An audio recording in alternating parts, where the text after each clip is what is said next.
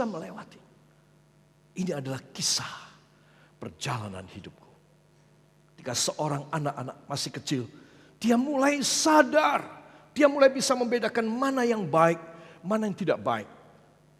Maafkan saya, dia melihat ayah ibunya berantem di rumah. Dari kecil umur 2 tahun, 3 tahun, dia bisa membuat judgement. Dia mulai bisa menghakimi. Nah, ini anak kata Alkitab. Ketika dia bisa membedakan mana tangan kanan, mana tangan kiri. Saudara, anak mulai mengenal dosa.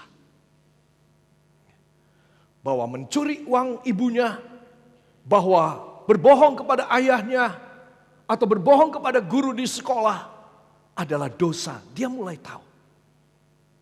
Saudara bisa bayangkan, kalau kita sudah begitu tua dan tidak ada jalan melepaskan dosa.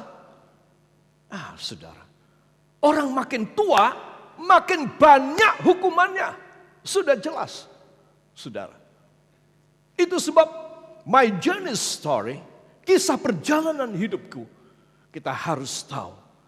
Aku percaya bahwa firman Allah menyucikan hidupku. Bahwa darah Yesus menyucikan hidupku. Kalau aku enteng, kalau aku penuh dengan kuasa dari tangan yang kuat, lengan yang teracung dari Allah. Di sisi yang lain Tuhan mencurahkan amarah kepada sekitarku. Wah, aku pasti deh, aku bisa melewati semua. Aku tidak takut dan aku tidak kecil hati menghadapi semuanya. Barangkali kita saat-saat ini sedang dalam keadaan ibu atau bapak, kakek atau nenek, bahkan anak-anakku yang masih muda. Mungkin kita semua merasa, Tuhan ada banyak hambatan dalam hidup saya. Tuhan ada banyak ganjalan dalam hidup saya. Ada banyak problema yang saya nggak tahu caranya untuk melepaskan diri.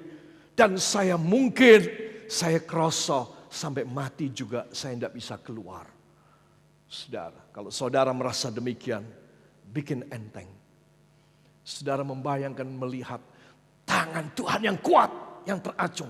Lengan Tuhan yang dahsyat.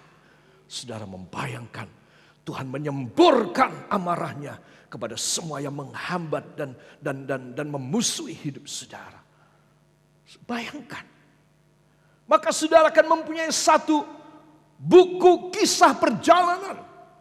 Saudara akan menulis satu kisah perjalanan hidup saudara. Saudara. Sehingga saudara bisa mengatakan, this is my journey story.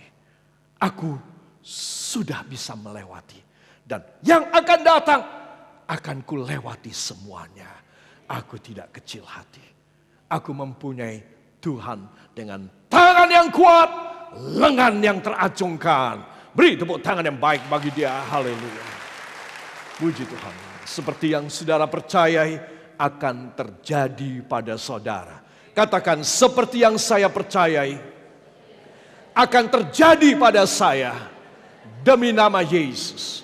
Ya, saudara, ada 4 poin dari buku sejarah perjalanan hidup kita. Yang pertama, maksud perjalanan ini apa? Mari kita akan membuka dalam Alkitab kita pada Ulangan pasal yang ke-8 ayat yang kedua. Inilah maksud dari perjalanan kita. Ya. Dalam Ulangan pasal yang ke-8 ayat yang kedua. Pada halaman 269 lebih kurang. Halaman 269. Ulangan pasal yang ke-8 ayat yang kedua. Kalau di samping tidak membawa Alkitab, tolong diajak membaca bersama. Siap, kita akan baca. 1, 2. Ingatlah kepada seluruh perjalanan yang kau lakukan atas kehendak Tuhan Allahmu di padang gurun selama 40 tahun ini dengan maksud merendahkan hatimu dan mencobai engkau untuk mengetahui apa yang ada dalam hatimu, yakni apakah engkau berpegang pada perintahnya atau tidak. Amin. Para kekasih, apa yang baru kita baca sangat memberi arti pada kesadaran pada perjalanan hidup. Oh, kalau gitu maksud aku hidup ada tujuannya. Aku bukan sekedar harus ada di dunia. Kan aku punya ayah dan ibu. Apa maksud dari Tuhan?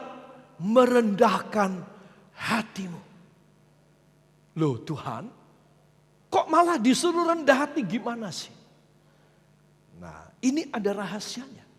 Saudara, kenapa? Karena orang-orang di luar umat Allah, jangan lupa dunia bukan diisi oleh umat Allah Israel saja pada zaman dahulu kala. Bukan.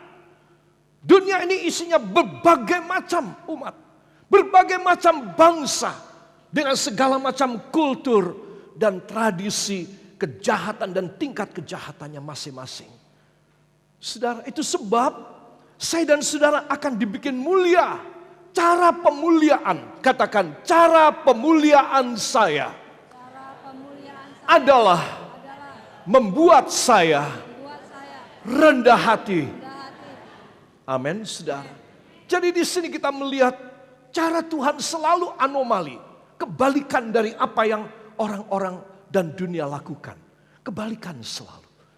Aku ingin membuat kamu rendah hati anakku. Dan setelah itu jangan khawatir. Aku yang akan mempermuliakan engkau. Amin. Dan engkau akan mendapatkan sesuatu yang istimewa di hadapanku. Jadi saudara, maksud perjalanannya kita harus tahu. Kemudian yang kedua, musuh di perjalanan. Saya sudah agak panjang lebar tadi. Ya, musuhnya banyak. Ya musibah, ya fenomena alam, ya kecelakaan, musuh dalam selimut, ataupun juga sakit penyakit. Dan segala macam kesalahan yang kita bikin sendiri. Saudara, itu jelas tidak mengenakkan. Saudara, di dalam 2 Korintus 4, ayat 8 dan ayat yang ke-9, saya akan ajak saudara membacanya. 2 Korintus 4, ayat 8 dan ayat yang ke-9, para kekasih. Maka kita akan melihat di sini bahwa Tuhan ingin memberikan kepada saya dan saudara sesuatu yang luar biasa. Mari kita akan baca. 1, 2. Dalam segala hal kami ditindas, namun tidak terjepit. Kami habis akal, namun tidak putus asa. Kami dianiaya, namun tidak ditinggalkan sendirian. Kami dihempaskan, namun tidak binasa. Amin.